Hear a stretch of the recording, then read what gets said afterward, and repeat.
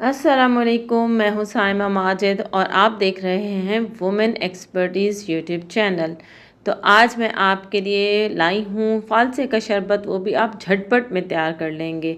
तो उसके लिए मैंने क्या किया, फ़ालसों को धो लिया है, उसमें से जो कुछ ख़राब फ़ालसे थे उनको निकाल लिया है, साथ में उनकी जो डंठल थी उनको भी मैंने निकाल दिया है। तो ये तकरीबन 3 पाव के करीब फ़ालसे हैं। और अब मैं इसमें डाल रही हूँ तकरीबन 1.5 लीटर पानी। ठीक है। और जनाब ये देखें, फ़ालसों ने अपना कलर चेंज कर लिया है और ये अच्छे से गल भी चुके हैं। ये कलर चेंजिंग भी एक निशानी है, ये फ़ालसे अच्छे से गल गए हैं। अब इन गले हुए फ़ालसों को मैंने डाल दिया है ब्लेंडर में और इसी पानी से हमने इसको ब्लेंड करना है।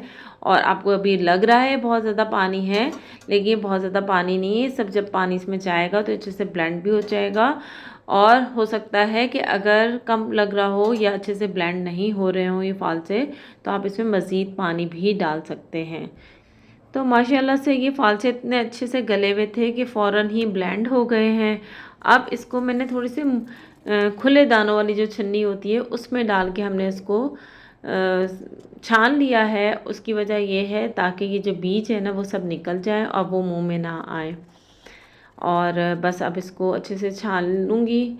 और अब इसमें डाल रही हूँ एक भर के बड़ा कप, जो मेजरिंग कप होता है ना, वो अच्छे से भर के आपने चीनी का डालना है। और सॉरी, इसमें मैंने डाला है 1 टेबलस्पून काला नमक और 1 टेबलस्पून ही नॉर्मल नमक डाला है। और इसमें 1-2 ड्रॉप जो है वो डाले हैं मैंने कलर के, रेड कलर के। आप ये स्किप भी कर सकते हैं, लेकिन इनको बॉईल करने से इनका कलर बिल्कुल मतलब वो रेड नहीं रहा ना जैसा होता है फ़ालसे का कलर। तो इस वजह से ये कलर डाल दिए, ऑप्शनल है, आप चाहें तो इसको स्किप भी कर सकते हैं, क्योंकि वरना इसका कलर बहुत अजीब सा होगा, इतना अच्छा कलर नहीं आएगा। ठीक है। तो ये देखिए, मैंने इसको इसके चम्मच पे लिया है और ये आपस में एक लाइन बन गई है और ये आपस में मिक्स नहीं हो रहा है। इसका मतलब है ये अच्छा सा पेस्ट इसका तैयार हो गया है।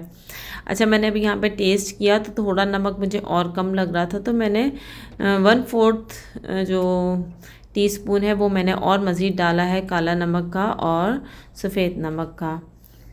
अब जस्ट ये देखिए तैयार हो चुका है और अब इसके नीचे से फ्लेम बंद कर रही हूँ। थोड़ा ठंडे होने के लिए रख दिया है मैंने। साथ में आपको बताती चलूँ, अगर आपके पास कांच की बोतल या फिर ये इस तरह से कोई जार हो जिससे हम इजी से निकाल सकें, तो इस तरह के जार में भी आप इसको महफूज कर सकते हैं फ्रिज में 1 महीने के लिए। ठीक है, बाहर नहीं रखेंगे, फ्रिज में आप इसको 1 महीने के लिए रख सकते हैं, या फिर आप इसको क्यूब्स की शक्ल में फ्रीज़ कर लीजिए तो भी बहुत इजी हो जाएगा।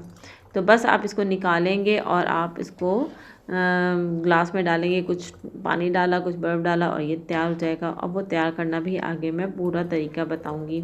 ठीक है। तो जब तक कि मैं भर रही हूँ, तो अब आपने क्या करना है, आपने ये करना है कि मेरी इस वीडियो को पसंद तो आ ही गई होगी, यहाँ तक देखा है आपने, तो इसको लाइक कर दीजिए। और अगर अभी तक सब्सक्राइब नहीं किया तो सब्सक्राइब भी कर दीजिए और अपने कॉन्टैक्ट लिस्ट में भी इन चीज़ों को शेयर कर दीजिए, इस रेसिपी को शेयर कर दीजिए, ताकि बाकी लोगों के लिए भी आसानी हो सके। तो 1 हफ़्ता गुज़र चुका है इसको रखे हुए फ्रिज में।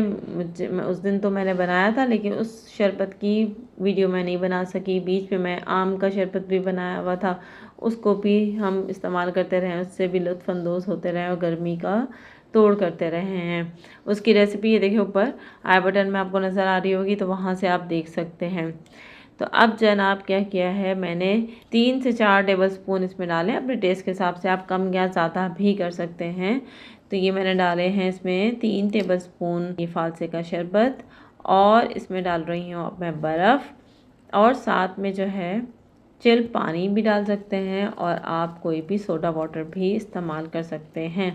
लेकिन क्योंकि मैंने हेल्दी बनाया है तो सोडा वाटर डालने की ज़रूरत नहीं है, तो चिल पानी की ही मदद से मैंने इस शरबत को मुकम्मल किया है।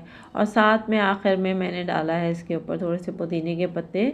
अच्छा, ये बीच में भी कुचल के डाल सकते हैं, लेकिन मैंने सिर्फ सर्विंग करते हुए ऊपर ऐसा गार्निशिंग के डाल दिया है। तो ये देखें, ये ज़बरदस्त सा मज़ेदार सा फ़ालसे का शरबत तैयार हो गया है। उम्मीद करती हूँ आपको ये बहुत ही ईज़ी लगा होगा। देखा बाद में कैसे कोई जल्दी से बन गया, टाइम ही नहीं लगा, लेकिन सब तैयार अगर पहले से तैयार हो तो फिर ये बनाने में कोई मुश्किल नहीं है। तो जनाब, अगली रेसिपी के साथ फिर मुझे इजाज़त दीजिए। मैं नई रेसिपी लेके आऊँगी इंशाल्लाह, कोई ना कोई इसी तरीके से मज़ेदार सी ड्रिंक की, क्योंकि गर्मी बहुत है। तो मेरे जहन में कुछ और ड्रिंक्स भी हैं जो मैं आपके साथ शेयर करना चाहती हूँ। तो मेरे चैनल के साथ जुड़े रहिए और अगली रेसिपी के साथ फिर हाज़िर होंगी। अपना बहुत ख्याल रखिएगा, दुआ में मुझे भी याद रखिएगा। अल्लाह हाफ़िज़।